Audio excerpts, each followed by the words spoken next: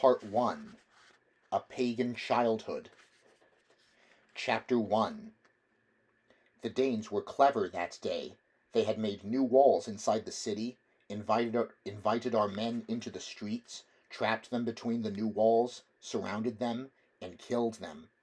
They did not kill all the Northumbrian army, for even the fiercest warriors tire of slaughter, and, besides, the Danes made much money from slavery.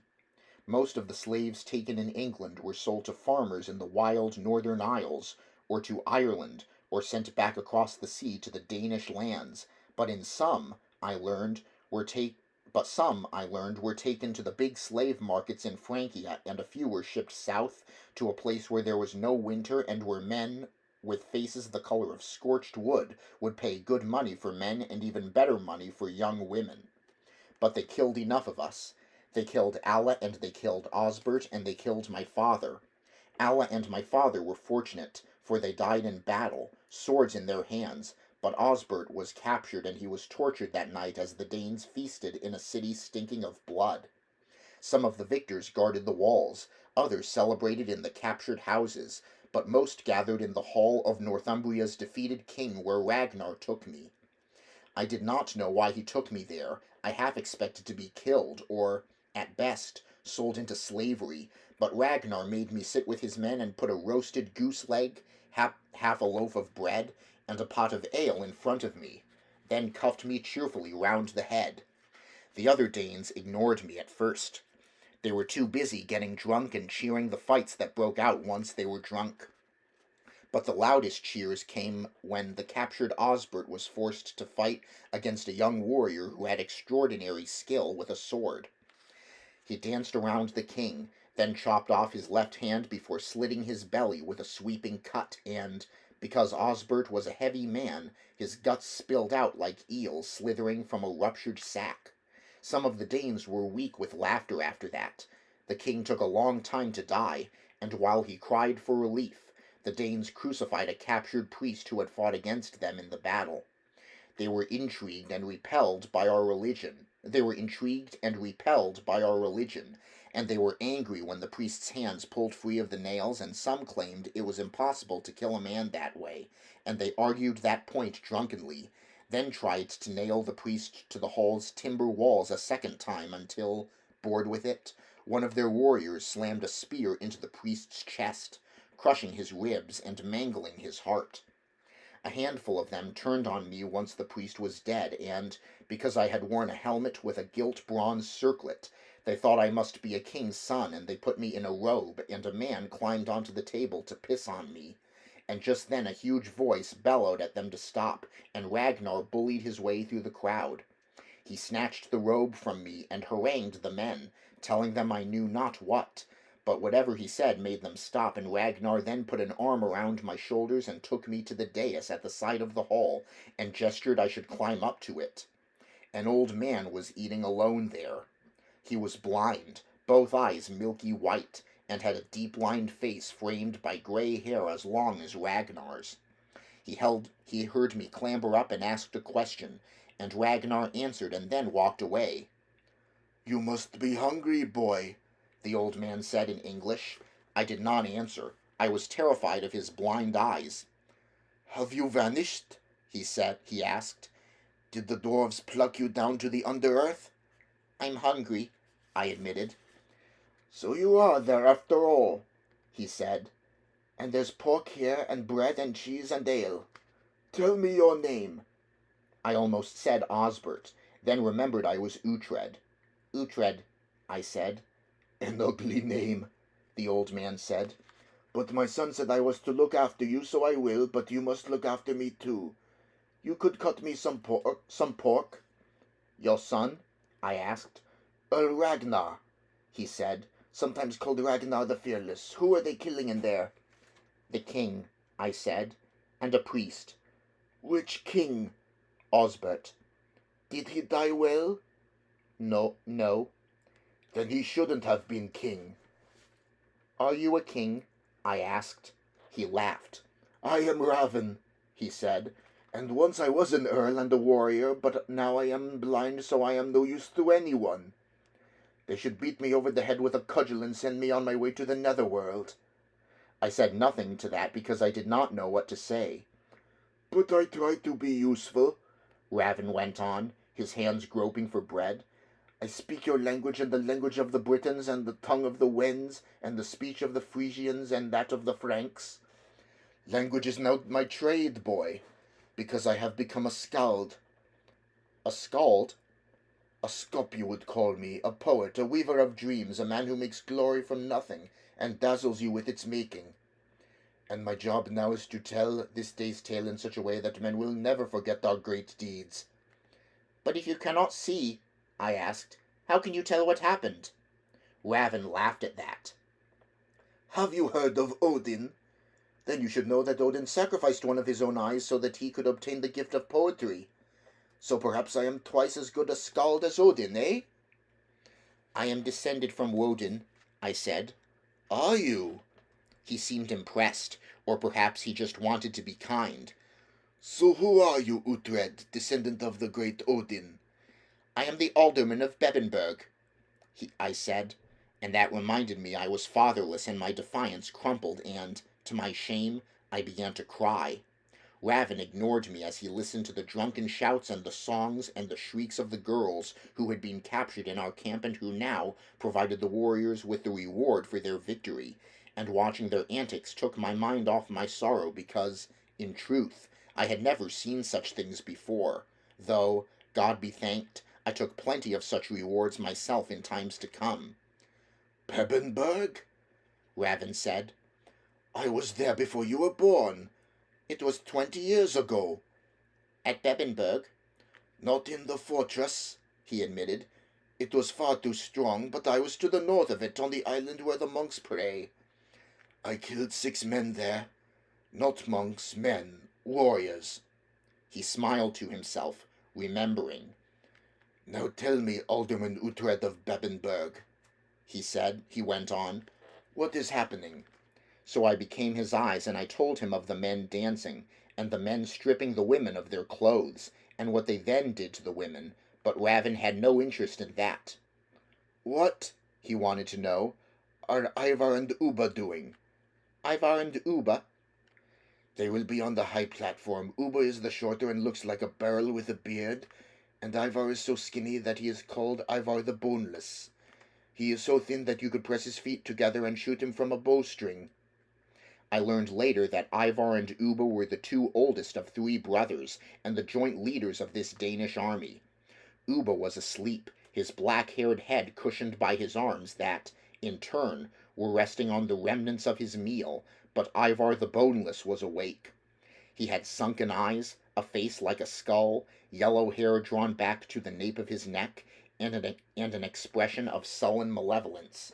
His arms were thick with the golden rings Danes liked to wear to prove their prowess in battle, while a gold chain was coiled around his neck. 2 men were talking to him. One, standing just behind Ivar, seemed to whisper into his ear, while the other, a worried-looking man, sat between the 2 brothers. I described all this to Raven, who wanted to know what the worried man sitting between Ivar and Ubba looked like. No arm rings, I said, a gold circlet round his neck. Brown hair, long beard, quite old. Everyone looks old to the young, Raven said. That must be King Edgebert. King Edgebert? I had never heard of such a person. He was Alderman Edgebert, Raven explained, but he made his peace with us in the winter, and we have rewarded him by making him king here in Northumbria. He is king, but we are the lords of the land.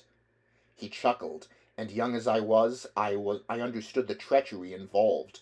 Alderman Edgebert held estates to the south of our kingdom, and was what my father had been in the north, a great power, and the Danes had suborned him, kept him from the fight, and now he would be called king, yet it was plain that he would be a king on a short leash. If you are to live, Raven said to me, then it would be wise to pay your respects to Edgebert. Live? I blurted out the word. I had somehow thought that having survived the battle, then, of course, I would live. I was a child, someone else's responsibility, but Raven's words hammered home my reality. I should never have confessed my rank, I thought. Better to be a living slave than a dead alderman. I think you'll live, Raven said. Ragnar likes you and Ragnar gets what he wants. He says you attacked him. I did, yes. He would have enjoyed that, a boy who attacks Earl Ragnar. That must be some boy, eh? Too good a boy to waste on death, he says, but then my son always had a regrettably sentimental side. I would have chopped your head off, but here you are, alive, and I think it would be wise if you were to bow to Edgebert. Now, I think, looking back so far into my past, I have probably changed the night's events. There was a feast. Ivar and Uba were there. Edgebert was trying to look like a king. Raven was kind to me, but I am sure I was more confused and far more frightened than I have made it sound. Yet in other ways my memories of the feast are very precise. Watch and learn, my father had told me, and Raven made me watch, and I did learn. I learned about treachery, especially when Ragnar, summoned by Raven, took me by the collar and led me to the high dais where, after a surly gesture of permission from Ivar, I was allowed to approach the table. "Lord King," I squeaked, then knelt so that a surprised Edgebert had to lean forward to see me. "I am Uhtred of Bebbanburg." I had been coached by Raven in what I should say, "and I seek your lordly protection." That produced silence, except for the mutter of the interpreter talking to Ivar. Then Uba woke, looked startled for a few heartbeats as if he was not sure where he was. Then he stared at me, and I felt my flesh shrivel, for I had never seen a face so malevolent. He had dark eyes, and they were full of hate, and I wanted the earth to swallow me. He said nothing, just gazed at me and touched a hammer-shaped amulet hanging at his neck. Uba had his brother's thin face, but instead of fair hair drawn back against the skull, he had bushy black hair and a thick beard that was dotted with scraps of food. Then he yawned, and it was like staring into a beast's maw. The interpreter spoke to Ivar, who said something, and the interpreter, in turn, talked to Edgebert, who tried to look stern. "Your father," he said, "chose to fight us, and is dead," I answered, tears in my eyes, and I wanted to say something more, but nothing would come, and instead I just sniveled like an infant, and I could feel Uba's scorn like the heat of a fire. I cuffed angrily at my nose. "We shall decide your fate," Edgebert said loftily, and I was dismissed. I went back to Raven, who insisted I tell him what had happened, and he smiled when I described Uba's malevolent silence. "He's a frightening man," Raven agreed. "To my certain knowledge, he's killed 16 men in single combat, and dozens more in battle, but only when the auguries are good. Otherwise he won't fight." "The auguries?" "Uba is a very superstitious young man," Raven said, "but also a dangerous one. If I give you one piece of advice, young Uhtred, it is never, never to fight Uba. Even Ragnar would fear to do that, and my son fears little." "And Ivar?" I asked. "Would your son fight Ivar?" I asked. "Would your son fight Ivar?" "The boneless one." Raven considered the question. "He too is frightening, for he has no pity, but he does possess sense. Besides, Ragnar serves Ivar if he serves anyone, and they're friends, so they would not fight.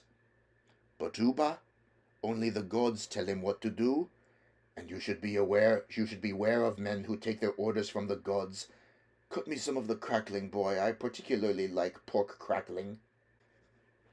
I cannot remember now how long I was in Averwich. I was put to work. That I do remember.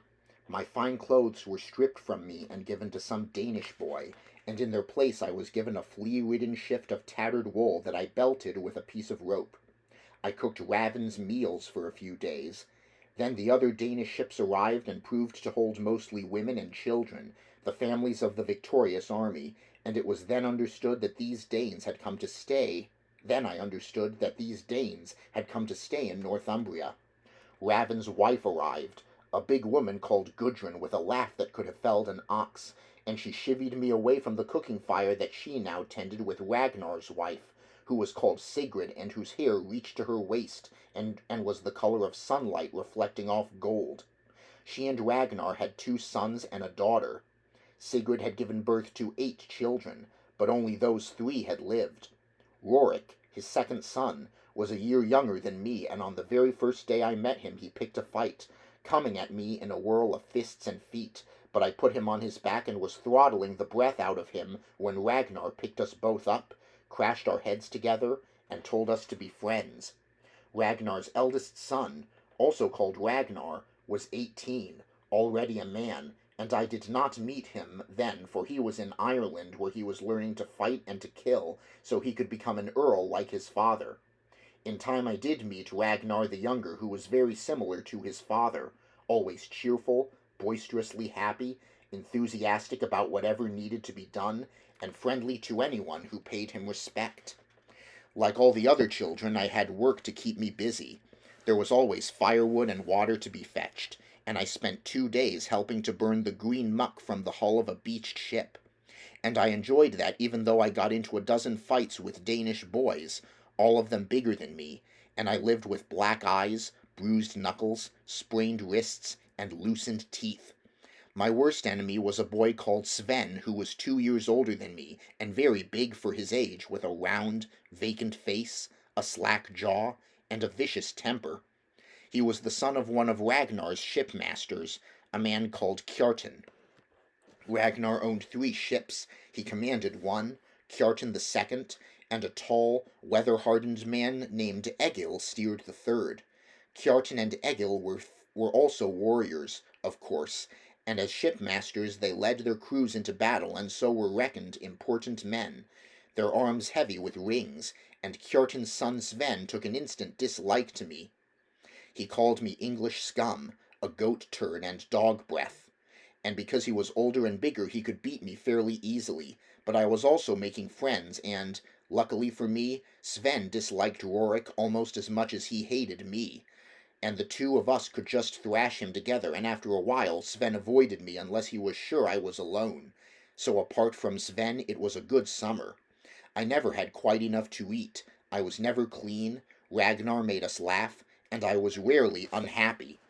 Ragnar was often absent, for much of the Danish army spent that summer riding the length and breadth of Northumbria to quell the last shreds of resistance, but I heard little news, and no news of Bebenberg. It seemed the Danes were winning, for every few days another English thane would come to Averwich and kneel to Egbert, who now lived in the palace of Northumbria's king, though it was a palace that had been stripped of anything useful by the victors.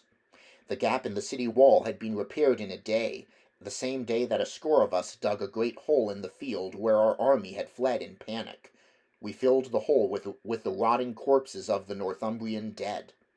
I knew some of them. I suppose my father was among them, but I did not see him. Nor, looking back, did I miss him. He had always been a morose man, expecting the worst, and not fond of children. The worst job I was given was painting shields. We first had to boil down some cattle hides to make size, a thick glue, that we stirred into a powder we had made from crushing copper ore with big stone pestles, and the result was a viscous blue paste that had to be smeared on the newly made shields. For days afterward I had blue hands and arms, but our shields were hung on a ship and looked splendid. Every Danish ship had a strake running down each side from which the shields could hang, overlapping as though they were being held in the shield wall. And these shields were for Ubba's craft, the same ship I had burned and scraped clean. Ubba, it seemed, planned to leave, and wanted his ship to be beautiful. She had a beast on her prow, a prow that curved like a swan's breast from the waterline, then jutted forward. The beast, half dragon and half worm, was the topmost part, and the whole beast head could be lifted off its stem and stowed in the bilge. "We lift the beasts' heads off," Ragnar explained to me, "so they don't frighten the spirits." I had learned some of the Danish language by then. "The spirits?" Ragnar sighed at my ignorance.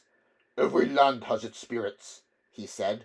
"Its own little gods, and when we approach our own lands we take off the beast heads so that the spirits aren't scared away. How many fights have you had today?" "None." "They're getting frightened of you? What's that thing around your neck?" I showed him. It was a crude iron hammer, a miniature hammer the size of a man's thumb, and the sight of it made him laugh and cuff me around the head. "We'll make a Dane of you yet," he said, plainly pleased. The hammer was the sign of Thor, who was a Danish god almost as important as Odin, as they called Woden, and sometimes I wondered if Thor was the more important god, but no one seemed to know or even care very much. There were no priests among the Danes, which I liked, because priests were forever telling us not to do things, or trying to teach us to read, or demanding that we pray, and life without them was much more pleasant. The Danes, indeed, seemed very casual about their gods, yet almost every one wore Thor's hammer. I had torn mine from the neck of a boy who had fought me, and I have it to this day. The stern of Uba's ship, which curved and reared as high as the prow, was decorated with a carved eagle's head, while at her masthead was a wind vane in the shape of a dragon. The shields were hung on her flanks, though I later learned they were only displayed there for decoration, and that once the ship was under way the shields were stored inboard. Just underneath the shields were the oar holes, each rimmed with leather, 15 holes on each side. The holes could be stopped with wooden plugs when the ship was under sail so that the craft could lean with the wind and not be swamped. I helped scrub the whole boat clean, but before we scrubbed her she was sunk in the river, just to drown the rats and discourage the fleas. And then we boys scraped every inch of wood and hammered wax-soaked wool into every seam. And at last the ship was ready, and that was the day my uncle Alfrich arrived in Averwich. The first I knew of Alfrich's coming was when Ragnar brought me my own helmet, the one with the gilt bronze circlet, and a tunic edged with red embroidery, and a pair of shoes. It felt strange to walk in shoes again. "Tidy your hair, boy," he said, then remembered he had the helmet that he pushed onto my tousled head. "Don't tidy your hair," he said, grinning. "Where are we going?" I asked him. "To hear a lot of words, boy, to waste our time. You look like a Frankish whore in that robe." "That's bad." "That's good, lad. They have great whores in Frankia, plump, pretty, and cheap. Come on." He led me from the river. The city was busy, the shops full, the streets crowded with pack mules. A herd of small, dark-fleeced sheep was being driven to slaughter, and they were the only obstruction that did not part to make way for Ragnar, whose reputation ensured respect. But that reputation was not grim, for I saw how the Danes grinned when he greeted them. He might be called Jarl Ragnar, Earl Ragnar, but he was hugely popular, a jester and fighter who blew through fear as though it were a cobweb. He took me to the palace, which was only a large house, part built by the Romans in stone and part more recently in wood and thatch. It was in the Roman part, in a vast room with stone pillars and lime-washed walls, that my uncle waited, and with him was Father Biaka and a dozen warriors, all of whom I knew, and all of whom had stayed to defend Bebbanburg while my father rode to war. Biaka's crossed eyes widened when he saw me. I must have looked very different, for I was long-haired, sun-darkened, skinny, taller, and wilder. Then there was the hammer amulet about my neck, which he saw, for he pointed to his own crucifix, then at my hammer, and looked very disapproving. Alfrich and his men scowled at me as though I had let them down, but no one spoke, partly because Ivar's own guards, all of them tall men, and all of them in mail and helmets and armed with long-shafted war-axes, stood across the head of the room where a simple chair, which now counted as Northumbria's throne, stood on a wooden platform. King Egbert arrived, and with him was Ivar the Boneless and a dozen men, including Ravin, who, I had learned, was a counselor to Ivar and his brother. With Ravin was a tall man, white-haired and with a long white beard. He was wearing long robes embroidered with crosses and winged angels, and I later discovered this was Wulfhere, the Archbishop of Averwich, who, like Egbert, had given his allegiance to the Danes. The king sat, looking comfortable, and then the discussion began. They were not there just to discuss me. They talked about which Northumbrian lords were to be trusted, which were to be attacked, what lands were to be granted to Ivar and Uba, what tribute the Northumbrians must pay, how many horses were to be brought to Averwich, how much food was to be given to the army, which aldermen were to yield hostages. and I sat, bored, until my name was mentioned. I perked up and then heard my uncle propose that I should be ransomed. That was the gist of it, but nothing is ever simple when a score of men decide to argue.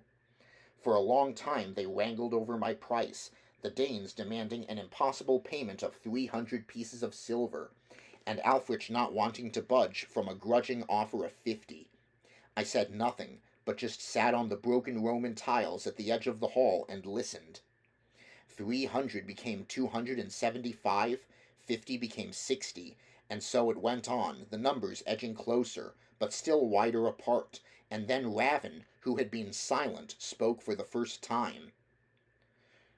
"The Earl Uhtred," he said in Danish, and that was the first time I had heard myself described as an earl, which was a Danish rank, "has given his allegiance to King Egbert. In that he has an advantage over you, Alfric." The words were translated, and I saw Alfric's anger when he was given no title. But nor did he have a title, except the one he had granted to himself, and I learned about that when he spoke softly to Biaka, who then spoke up for him. "The alderman Alfric," the young priest said, "does not believe that a child's oath is of any significance." Had I made an oath? I could not remember doing so, though I had asked for Egbert's protection, and I was young enough to confuse the two things. Still, it did not much matter. What mattered was that my uncle had usurped Bebbanburg. He was calling himself alderman. I stared at him, shocked, and he looked back at me with pure loathing in his face. "It is our belief," Raven said, his blind eyes looking at the roof of the hall that was missing some tiles so that a light rain was spitting through the rafters, "that we would be better served by having our own sworn earl in Bebbanburg, loyal to us than endure a man whose loyalty we do not know."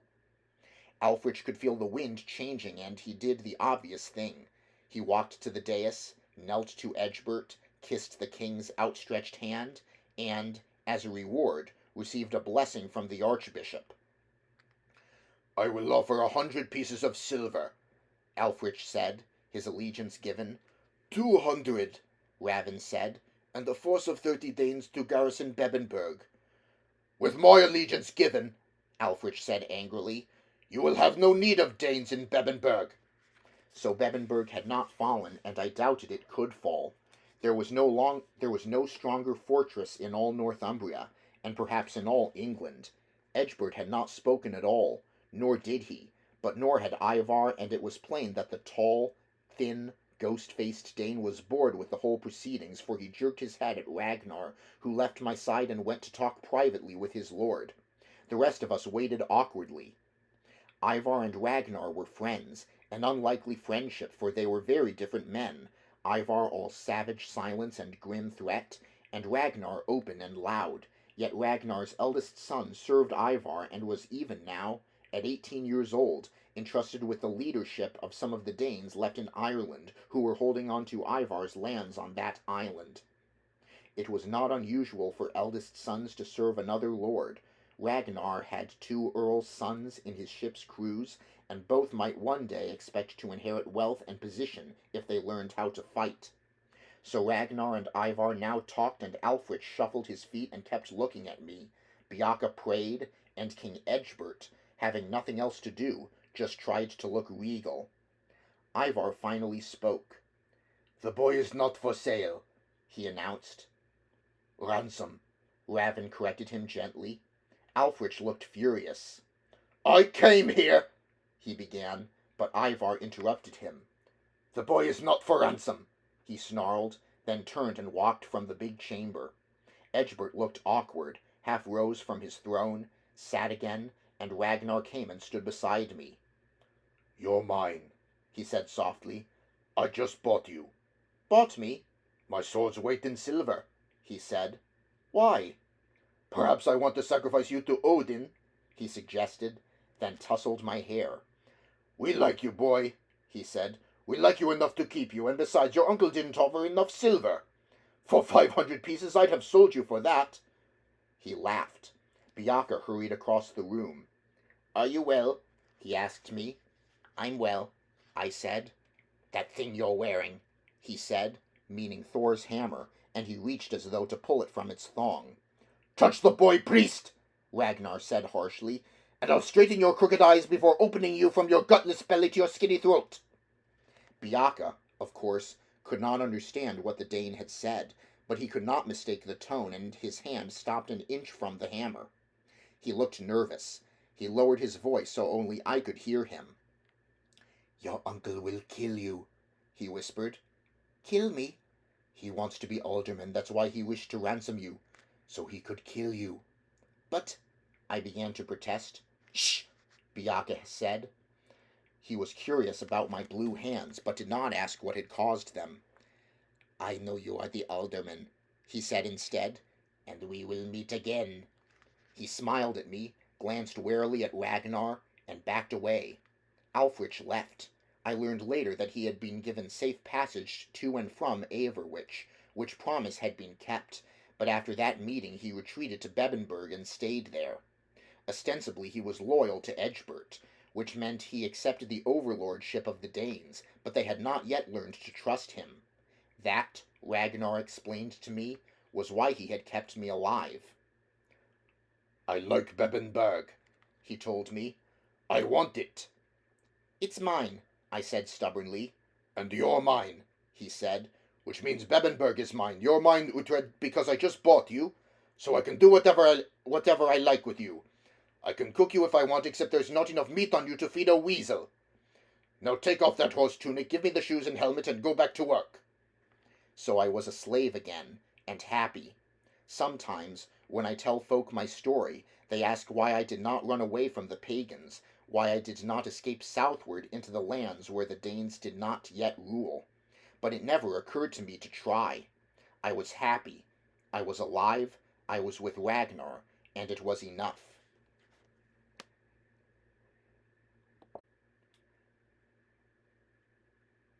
More Danes arrived before winter. 36 ships came, each with its contingent of warriors, and the ships were pulled onto the riverbank for the winter while the crews, laden with shields and weapons, marched to wherever they would spend the next few months. The Danes were casting a net over eastern Northumbria, a light one, but still a net of scattered garrisons, yet they could not have stayed if we had not let them. But those aldermen and thanes who had not died at Averwich had bent the knee, and so we were a Danish kingdom now, despite the leashed Egbert on his pathetic throne. It was only in the west, in the wilder parts of Northumbria, that no Danes ruled, but nor were there any strong forces in those wild parts to challenge them. Ragnar took land west of Averwich, up in the hills. His wife and family joined him there, and Ravin and Gudrun came, plus all Ragnar's ship's crews who took over homesteads in the nearby valleys. Our first job was to make Ragnar's house larger. It had belonged to an English thane who had died at Averwich, but it was no grand hall, merely a low wooden building thatched with rye straw and bracken on which grass grew so thickly that, from a distance, the house looked like a long hummock. We built a new part, not for us, but for the few cattle, sheep, and goats who would survive the winter and give birth in the new year. The rest were slaughtered. Ragnar and the men did most of the killing, but as the last few beasts came to the pen, he handed an axe to Rorik, his younger son. "One quick, clean stroke," he ordered. And Rorik tried, but he was not strong enough, and his aim was not true, and the animal bellowed and bled, and it took 6 men to restrain it, while Ragnar did the job properly. The skinners moved on to the carcass, and Ragnar held the axe to me. "See if you can do better." A cow was pushed toward me. A man lifted her tail, she obediently lowered her head, and I swung the axe, remembering exactly where Ragnar had hit each time, and the heavy blade swung true, straight into the spine just behind the skull, and she went down with a crash. "We'll make a Danish warrior of you yet," Ragnar said, pleased. The work lessened after the cattle slaughter. The English who still lived in the valley brought Ragnar their tribute of carcasses and grain, just as they would have delivered the supplies to their English lord. It was impossible to read from their faces what they thought of Ragnar and his Danes, but they gave no trouble, and Ragnar took care not to disturb their lives. The local priest was allowed to live and give services in his church that was a wooden shed decorated with a cross, and Ragnar sat in judgment on disputes, but always made certain he was advised by an Englishman who was knowledgeable in the local customs. "You can't live somewhere," he told me, "if the people don't want you to be there. They can kill our cattle or poison our streams, and we would never know who did it. You either slaughter them all or learn to live with them." The sky grew paler and the wind colder. Dead leaves blew in drifts. Our main work now was to feed the surviving cattle and to keep the log pile high. A dozen of us would go up into the woods, and I became proficient with an axe, learning how to bring a tree down with an economy of strokes. We would harness an ox to the bigger trunks to drag them down to the shieling, and the best trees were put aside for building, while the others were split and chopped for burning. There was also time to play, and so we children made our own high hall up in the woods, a hall of unsplit logs with a thatch of bracken and a badger's skull nailed to the gable in imitation of the boar's skull that crowned Ragnar's home. And in our pretend hall Rorik and I fought over who would be the king, though Thyra, his sister, who was 8 years old, was always the lady of the house. She would spin wool there, because if she did not spin enough thread by winter's end she would be punished, and she would watch while we boys fought our mock battles with toy wooden swords. Most of the boys were servants' sons, or slave children, and they always insisted I was the English chief while Rorik was the Danish leader, and my war band only received the smallest, weakest boys, and so we nearly always lost, and Thyra, who had her mother's pale gold hair, would watch and spin, ever spinning, the distaff in her left hand while her right teased the thread out of the sheared fleece. Every woman had to spin and weave. Ragnar reckoned it took 5 women or a dozen girls a whole winter to spin enough thread to make a new sail for a boat, and boats were always needing new sails, and so the women worked every hour the gods sent.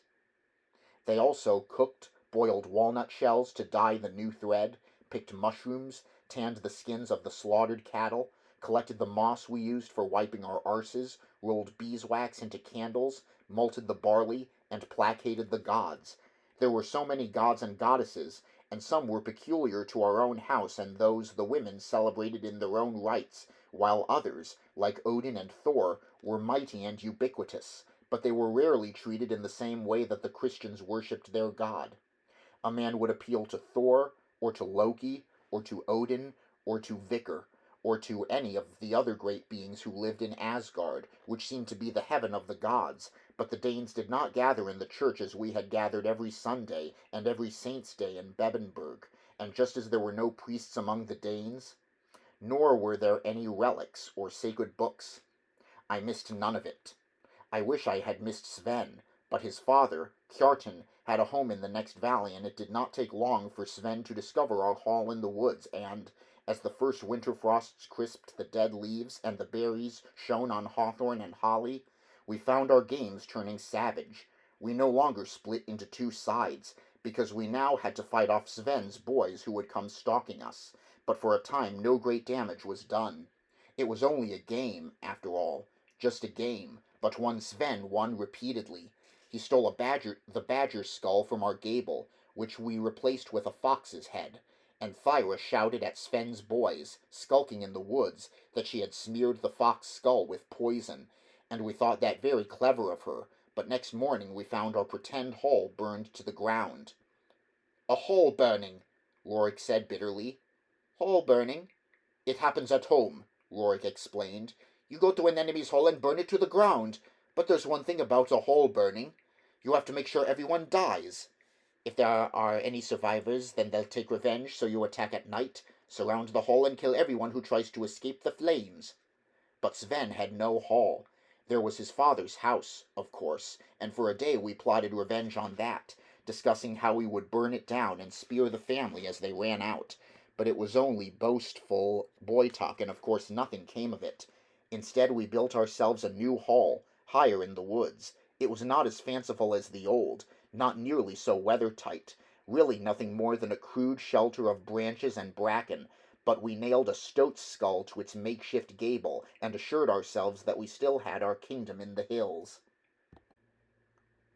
But nothing short of total victory would satisfy Sven, and, a few days later, when our chores were done, just Rorik, Thyra, and I went up to our new hall. Thyra spun while Rorik and I argued over where the best swords were made, he saying it was Denmark and I claiming the prize for England, neither of us old enough or sensible enough to know that the best blades come from Francia. And after a while we got tired of arguing and picked up our sharpened ash poles that served as play spears and decided to look for the wild boar that sometimes trampled through the wood at nightfall. We would not have dared try to kill a boar. They were much too big, but we pretended we were great hunters. And just as we two great hunters were readying to go into the woods, Sven attacked, just him and two of his followers.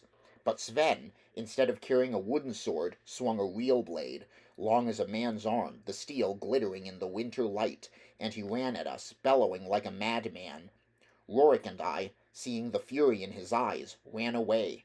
He followed us, crashing through the wood like the wild boar we had wanted to stalk, and it was only because we were much faster that we got away from that wicked blade, and then a moment later we heard Thyra scream. We crept back, cautious of the sword that Sven must have taken from his father's house, and, when we reached our pathetic hut, found that Thyra was gone. Her distaff was on the floor, and her wool was all speckled with dead leaves and pieces of twig. Sven had always been clumsy in his strength, and he had left a trail through the woods that was easy enough to follow, and after a while we heard voices. We kept following, crossing the ridge-top where beeches grew, then down into our enemy's valley, and Sven did not have the sense to post a rear guard who would have seen us. Instead, reveling in his victory, he had gone to the clearing that must have been his refuge in the wood because there was a stone hearth in the center, and I remember wondering why we had never built a similar hearth for ourselves. He had tied Thyra to a tree and stripped the tunic from her upper body. There was nothing to see there. She was just a small girl, only 8 years old, and thus 4 or 5 years from being marriageable, but she was pretty, and that was why Sven had half stripped her. I could see that Sven's two companions were unhappy. Thyra, after all, was Earl Ragnar's daughter, and what had started as a game was now dangerous, but Sven had to show off. He had to prove he had no fear. He had no idea Rorik and I were crouched in the undergrowth, and I do not suppose he would have cared if he had known. He had dropped the sword by the hearth, and now he planted himself in front of Thyra and took down his breeches. "Touch it," he ordered her. One of his companions said something I could not hear. "She won't tell anyone," Sven said confidently. "And we won't hurt her." He looked back to Thyra.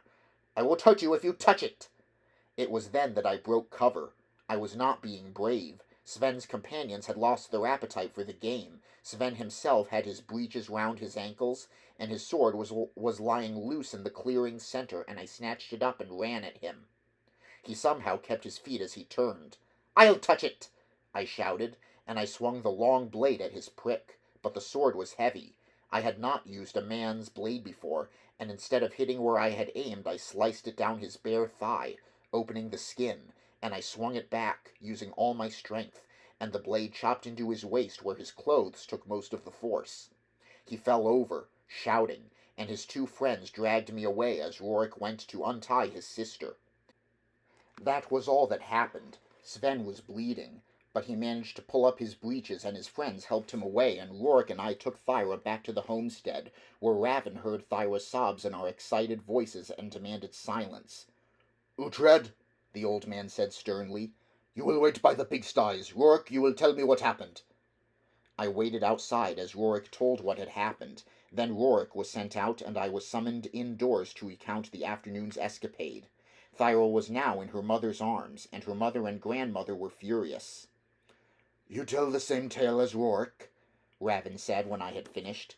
"Because it's the truth," I said. "So it would seem." "He raped her," Sigrid insisted. "No," Raven said firmly. "Thanks to Uhtred, he did not." That was the story Ragnar heard when he returned from hunting, and as it made me a hero, I did not argue against its essential untruth, which was that Sven would not have raped Thyra, for he would not have dared. His foolishness knew few limits, but limits there were, and committing rape on the daughter of Earl Ragnar, his father's warlord, was beyond even Sven's stupidity.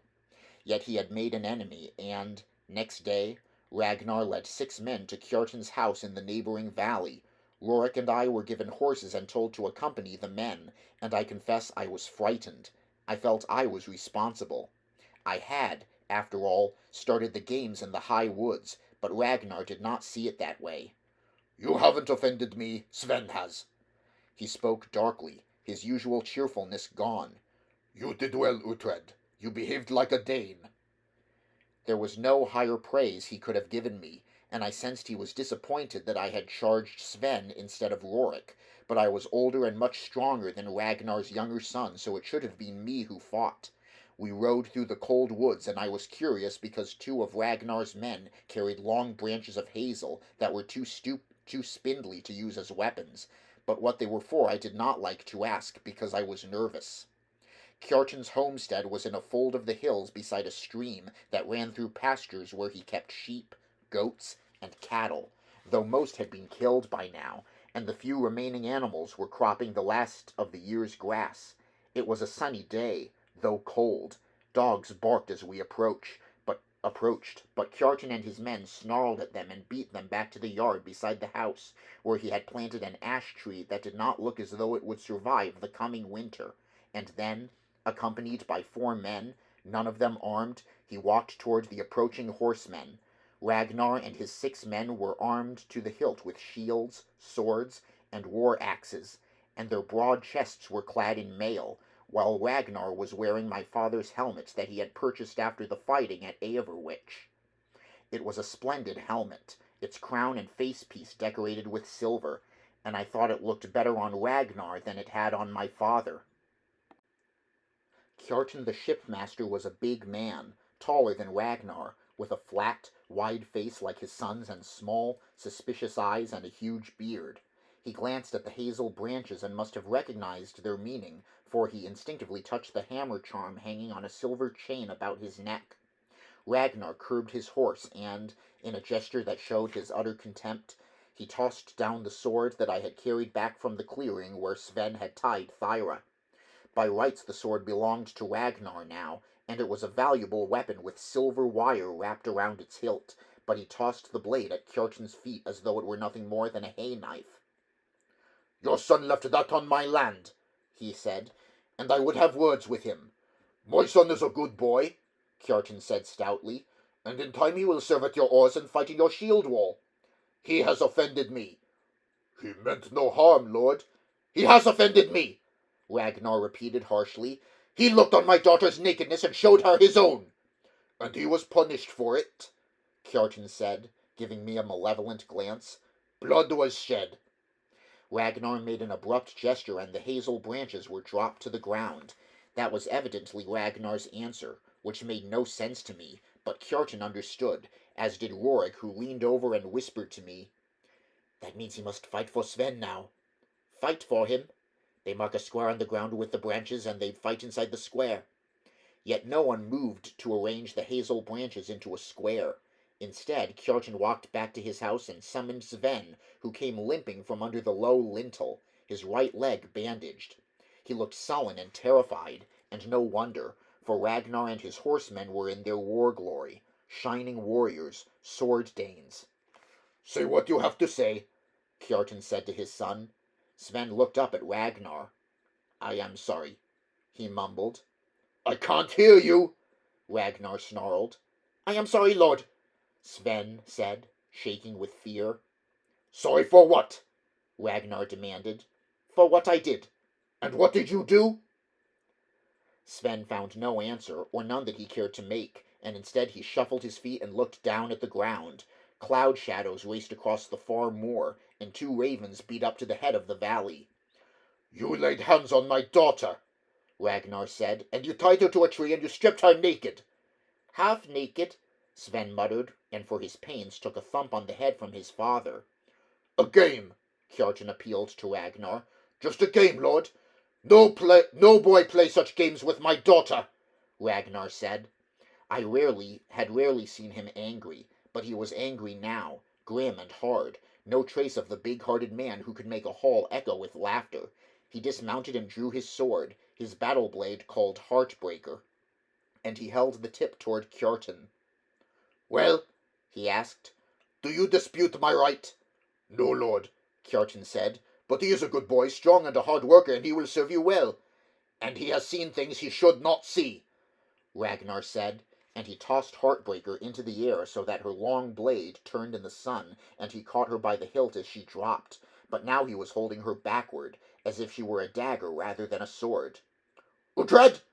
Ragnar called, making me jump. "He says she was only half naked, is that true?" "Yes, lord." "Then only half a punishment," Ragnar said, and he drove the sword forward, hilt first, straight into Sven's face. The hilts of our swords are heavy, sometimes decorated with precious things, but however pretty they appear, the hilts are still brutal lumps of metal, and Heartbreaker's hilt, banded with silver, crushed Sven's right eye, crushed it to jelly, blinding it instantly, and Ragnar spat at him and then slid his blade back into its fleece-lined scabbard. Sven was crouching, whimpering, his hands clasped over his ruined eye. "It is over," Ragnar said to Kjartan. Kjartan hesitated. He was angry, shamed, and unhappy, but he could not win a trial of strength with Earl Ragnar, and so, at last, he nodded. "It is over," he agreed. "And you no longer serve me," Ragnar said coldly. We rode home.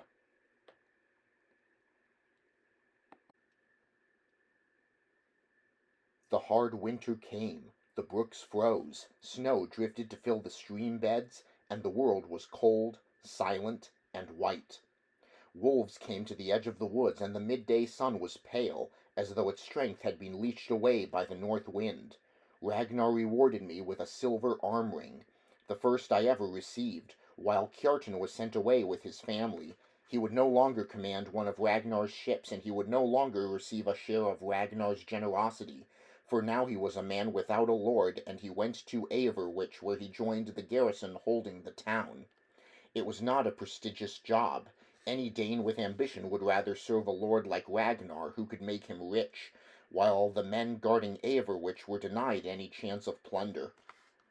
Their task was to watch across the flat fields outside the city, and to make certain that King Egbert fomented no trouble, but I was relieved that Sven was gone, and absurdly pleased with my arm ring. The Danes loved arm rings. The more a man possessed, the more he was regarded, for the rings came from success. Ragnar had rings of silver and rings of gold, rings carved as dragons, and rings inlaid with glittering stones. When he moved you could hear the rings clinking. The rings could be used as money if there were no coins. I remember watching a Dane take off an arm ring and hack it to shreds with an axe, then offer a merchant scraps of the ring until the scales showed he had paid sufficient silver. That was down in the bigger valley, in a large village where most of Ragnar's younger men had settled, and where traders brought goods from Averwich. The incoming Danes had found a small English settlement in the valley, but they needed more space for new houses, and to make it they had burned down a grove of hazels, and that was what Ragnar called the place, Sinningthwaite, which meant the place cleared by fire. Doubtless the village had an English name, but it was already being forgotten.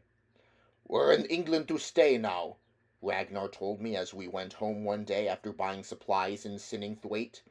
The road was a track pounded in the snow, and our horses picked a careful path between the drifts through which the black twigs of the hedge-tops just showed. I was leading the two pack-horses laden with their precious bags of salt, and asking Ragnar my usual questions, where swallows went in winter, why elves gave us hiccups, and why Ivar was called the Boneless. "Because he's so thin, of course," Ragnar said, "so that he looks as if you could roll him up like a cloak." "Why doesn't Uba have a nickname?" "He does. He's called Uba the Horrible." He laughed, because he had made the nickname up, and I laughed because I was happy. Ragnar liked my company, and, with my long fair hair, men mistook me for his son, and I liked that. Rorik should have been with us, but he was sick that day, and the women were plucking herbs and chanting spells. "He's often sick," Ragnar said. "Not like Ragnar." He meant his eldest son, who helped hold on to Ivar's lands in Ireland. "Ragnar's built like an ox," he went on. "Never gets sick. He's like you, Uhtred." He smiled, thinking of his eldest son, whom he missed. He'll take land and thrive, but Rorik, perhaps I shall have to give him this land. He can't go back to Denmark. Why not? Denmark is a bad land, Ragnar explained. It's either flat and sandy, and you can't grow a fart on that sort of field, or across the water. It's great steep hills with little patches of meadow where you work like a dog and starve. Across the water?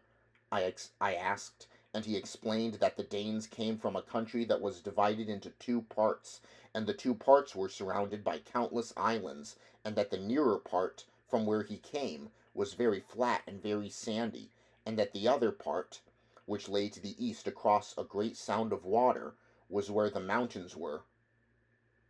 And there are Sver there too, he went on. Sver? A tribe, like us. They worship Thor and Odin, but they speak differently. He shrugged. We get along with the Sver and with the Norse. The Sver, the Norse, and the Danes were the Northmen, the men who went on Viking expeditions, but it was the Danes who had come to take my land, though I did not say that to Ragnar. I had learned to hide my soul, or perhaps I was confused, Northumbrian or Dane. Which was I? What did I want to be?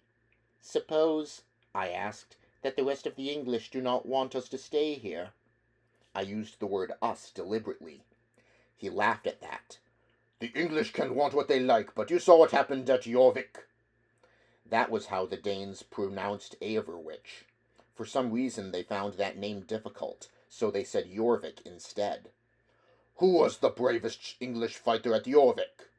Ragnar asked. You, a child. You charged me with that little sax. It was a gutting knife, not a sword, and you tried to kill me. I almost died laughing. He leaned over and cuffed me affectionately. Of course, the English don't want us here, he went on.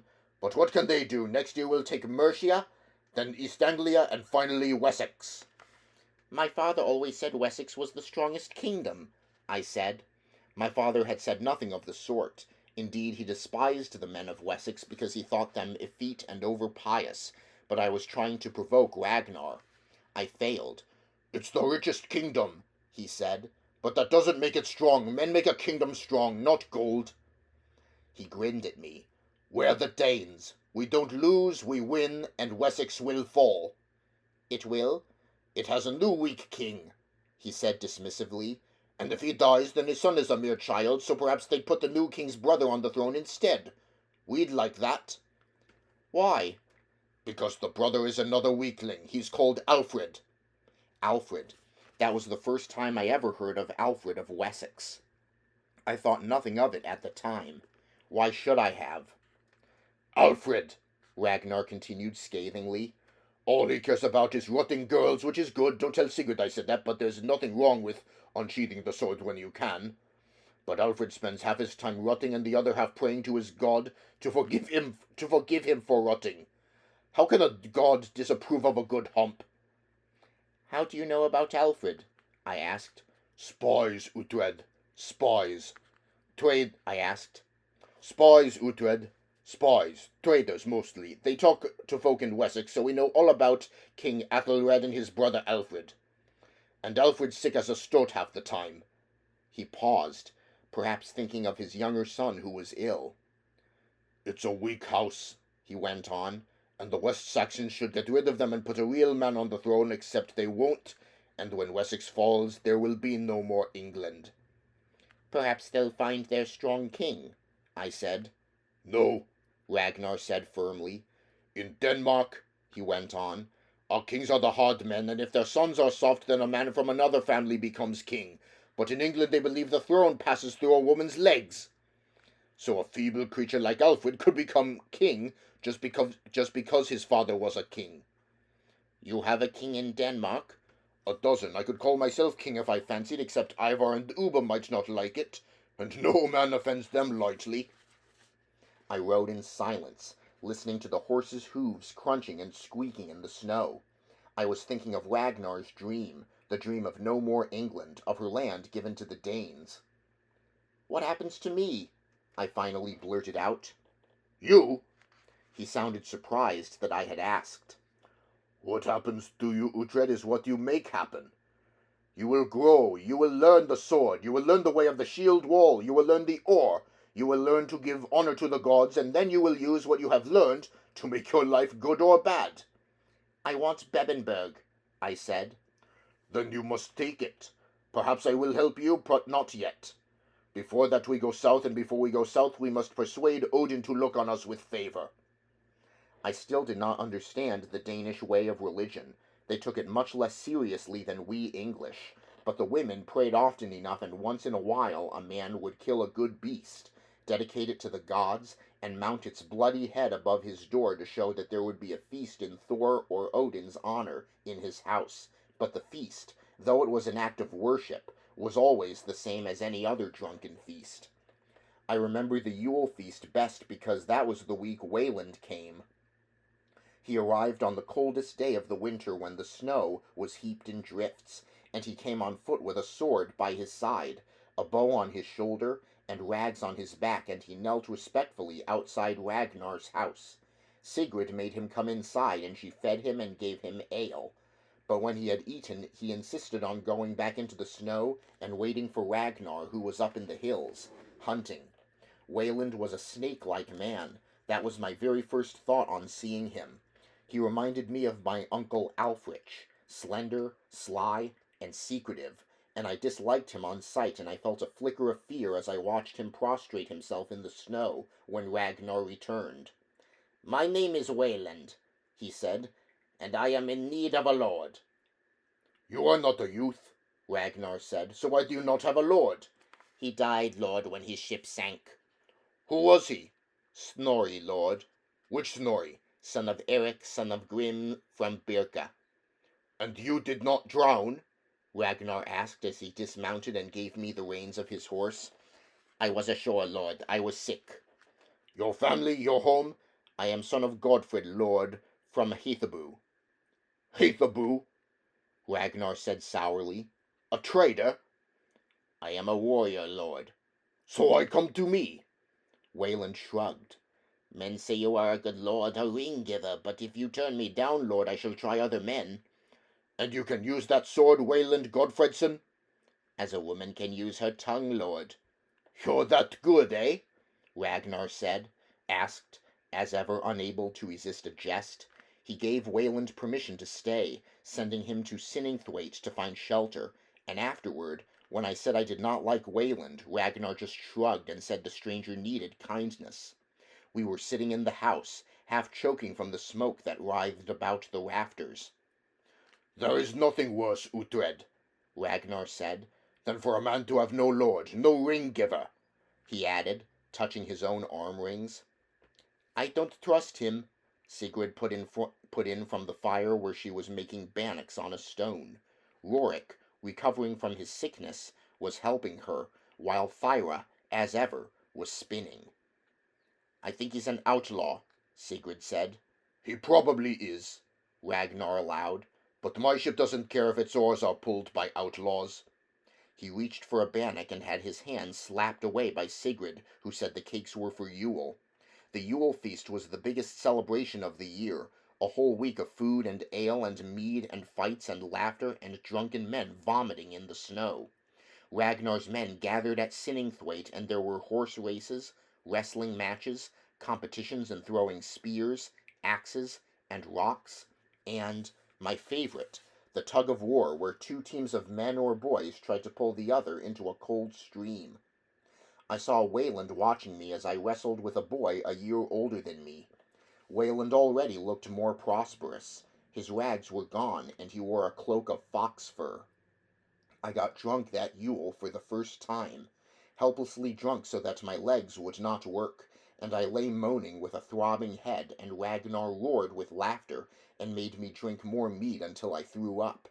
Ragnar, of course, won the drinking competition, and Raven recited a long poem about some ancient hero who killed a monster and then the monster's mother, who was even more fearsome than her son, but I was too drunk to remember much of it. And after the Yule feast I discovered something new about the Danes and their gods, for Ragnar had ordered a great pit dug in the woods above his house, and Rorik and I helped make the pit in a clearing. We axed through tree roots, shoveled out earth, And still Ragnar wanted it deeper, and he was only satisfied when he could stand in the base of the pit and not see across its lip. A ramp led down into the hole, beside which was a great heap of excavated soil.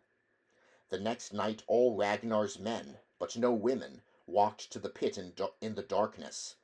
We boys carried pitch-soaked torches that flamed under the trees, casting flickering shadows that melted into the surrounding darkness. The men were all dressed and armed as though they were going to war. Blind Raven waited at the pit, standing at the far side from the ramp, and he chanted a great epic in praise of Odin.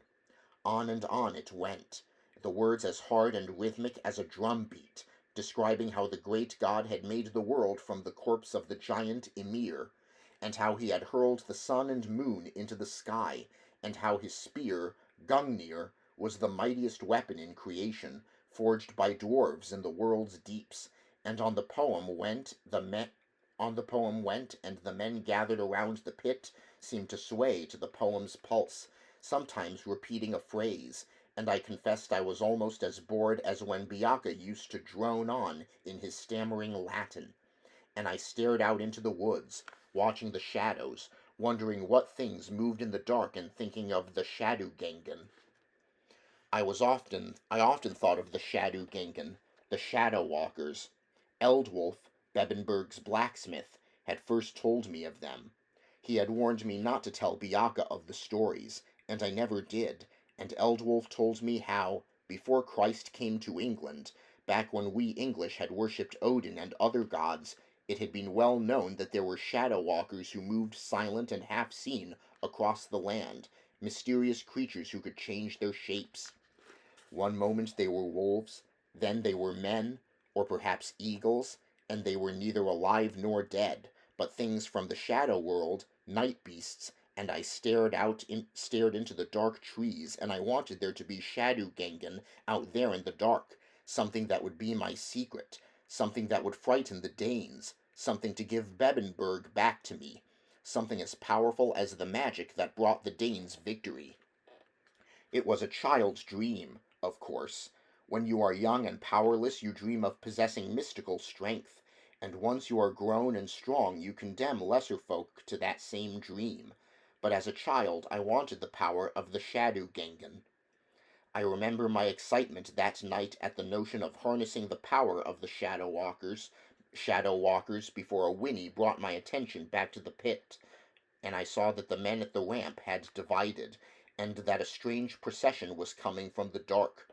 There was a stallion, a ram, a dog, a goose, a bull, and a boar, each animal led by one of Ragnar's warriors, and at the back was an English prisoner, a man condemned for moving a field marker, and he, like the beasts, had a rope around his neck.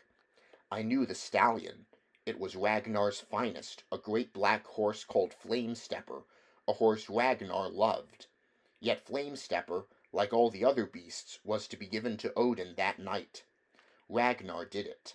Stripped to his waist, his scarred chest broad in the flame light, he used a war axe to kill the beasts one by one, and Flamestepper was the last animal to die, and the great horse's eyes were white as it was forced down the ramp. It struggled, terrified by the stench of blood that had splashed the sides of the pit, and Ragnar went to the horse, and there were tears on his face as he kissed Flamestepper's muzzle, and then he killed him, one blow between the eyes, straight and true, so that the stallion fell, hooves thrashing, but dead within a heartbeat. The man died last, and that was not so distressing as the horse's death, and then Ragnar stood in the mess of blood-matted fur and raised his gore-smothered axe to the sky. "Odin!" he shouted. "Odin!"